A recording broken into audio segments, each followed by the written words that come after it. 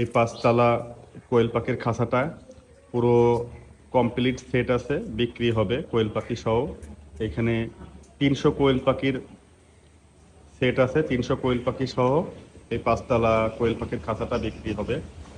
আর কোয়েল পাখির খাঁচাটা 70 কেজি ওজন আছে, 80 কেজি ওজন, পুরো সেট 5 তলা।